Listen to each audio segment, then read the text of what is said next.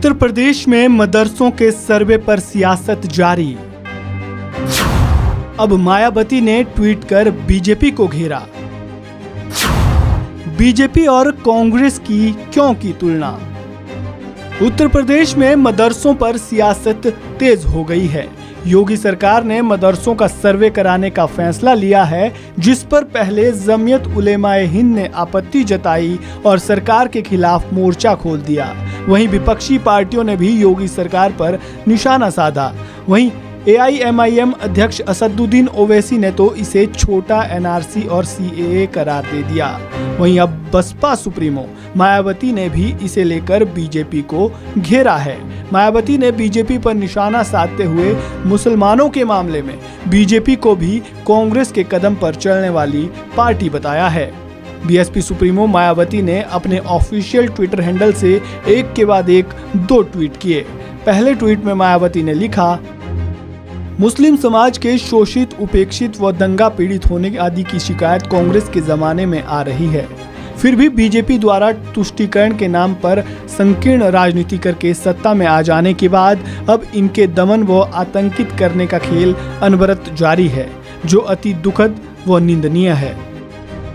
वहीं अपने दूसरे ट्वीट में मायावती ने लिखा, भाजपा सरकार की इसी क्रम में अब यूपी में मदरसों पर टेढ़ी नजर है।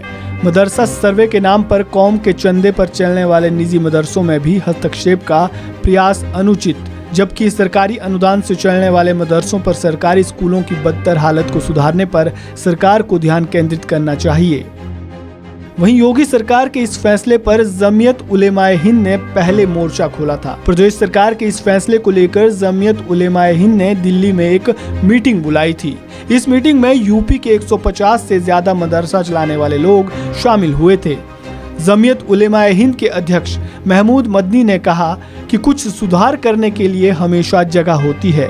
जिस तरह से इसे चित्रित किया जा रहा है वह गलत है। उन्होंने कहा, आपने देखा कि असम में क्या हुआ। अगर यह तरीका अपनाया जाता है तो यह अवैध है। जमीयत उलेमाए हिंद योगी सरकार के इस फैसले का काफी विरोध कर रही है। जमीयत का कहना है, यदि सरकार ने हमारी बात नहीं मानी तो हम न्यायालय का दरवाजा खटखटाएंगे। योगी सरकार ने यूपी के सभी गैर सरकारी मदरसों के 5 अक्टूबर तक सर्वे कराने के निर्देश दिए हैं। सर्वे टीम में SDM, BSA और जिला अल्पसंख्यक अधिकारी शामिल रहेंगे। सर्वे टीम अपनी रिपोर्ट प्रशासन को देगी और रिपोर्ट का निरीक्षण करने के बाद जिला अधिकारी इसे आगे सरकार को भेजेंगे। जिला प्रशासन को इसकी रिपोर्ट सरकार को 25 अक्टूबर तक भेजनी होगी। लाइक कीजिए, सब्सक्राइब कीजिए और शेयर कीजिए। बेल आइकॉन बटन दबाना ना भूलें और देखते रहिए आपका अपना चैनल फोकस हिंदुस्तान। और अपने कमेंट्स ज़रूर भेजें ताकि हम फिर से हाजिर होंगे एक नई खबर के साथ। खोखला निकला लव जिहाद मामला, सांसद नवनीत ने किया बदनाम। लड़की के बयान ने पलटा खेल।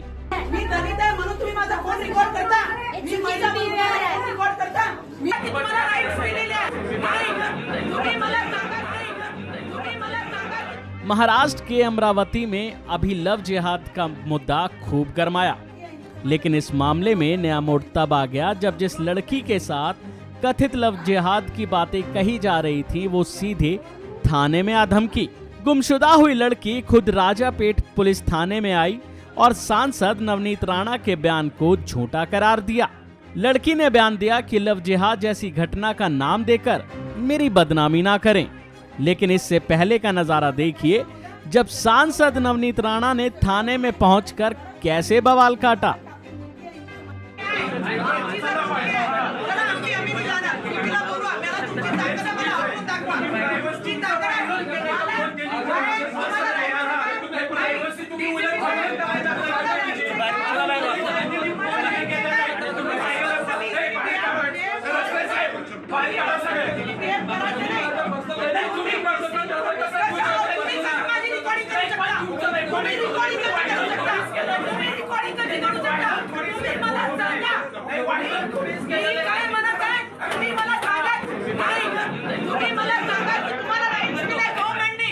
तुम्ही मला सांगा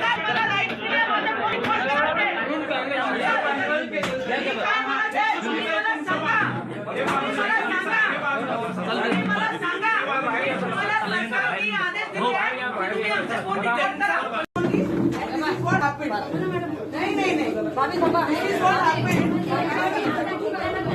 मुलगीसाठीच भांडतो का?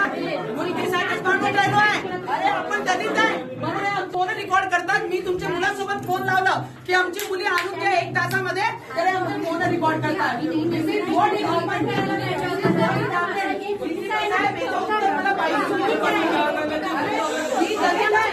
दलित आहे म्हणून तुम्ही माझा फोन रेकॉर्ड करता. मी महिला फोन रेकॉर्ड करता. मी कोणासाठी फोन लावलाय? हिंदू महिलांसाठी फोन लावलाय, हिंदू मुलगीसाठी फोन लावला की त्याचं माहिती तुम्ही काढा आणि त्या पोराला तुम्ही शिक्षा द्या, बोलवा. याच्यासाठी फोन लावला ना, आणि तुम्ही मला दलित फोन रेकॉर्ड करता. उत्तर द्या मला चुकीचा. खानदानी ते येऊन बसवा की तेव्हा माझं फोन रेकॉर्डिंग करतात ते लोक.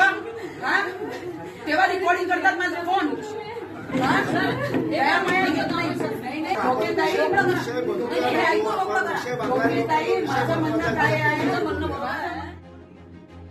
अब आपको इस मामले की जरा कहानी बता दें। दरअसल 6 सितंबर को एक लड़की की गुमशुदगी की शिकायत दर्ज होती है। पुलिस इस मामले में जांच कर रही होती है, लेकिन राजनेताओं ने इसे लव जिहाद की घटना बताकर मामले में पुलिस पर लापरवाही बरतने की बात कही। इतना ही नहीं, सांसद नवनीत राणा ने पुलिस थाने में पहुंचकर जमकर बवाल काटा, जिसके बाद पुलिस ने लड़की की जानकारी जुटाई, उसे कब्जे में लेकर वापस लाई। फिर लड़की के बयान से सब हैरान हो गए। लड़की ने कहा कि वो अपने घर वालों के विवाद के कारण गुस्से में घर छोड़कर अकेले ही निकल गई थी। लड़की ने कहा कि उसके साथ कोई नहीं था, वो किसी के साथ नहीं गई, बस वो अकेले ही निकल गई थी। अब सांसद नवनीत राणा चली तो थी इसे मुद्दा बनाने, लेकिन कोई मुद्दा बना नहीं। लाइक कीजिए, सब्सक्राइब कीजिए और शेयर कीजिए। बेल आइकॉन बटन दबाना ना भूलें और देखते रहिए आपका अपना चैनल फोकस हिंदुस्तान, और अपने कमेंट्स ज़रूर भेजें ताकि हम फिर से हाजिर होंगे एक नई खबर के साथ। मुझे भी कभी कभी समझ में नहीं आता कि मुझे रोड एक्सपर्ट के बारे में लोग बोलते कि मैंने काम किया है।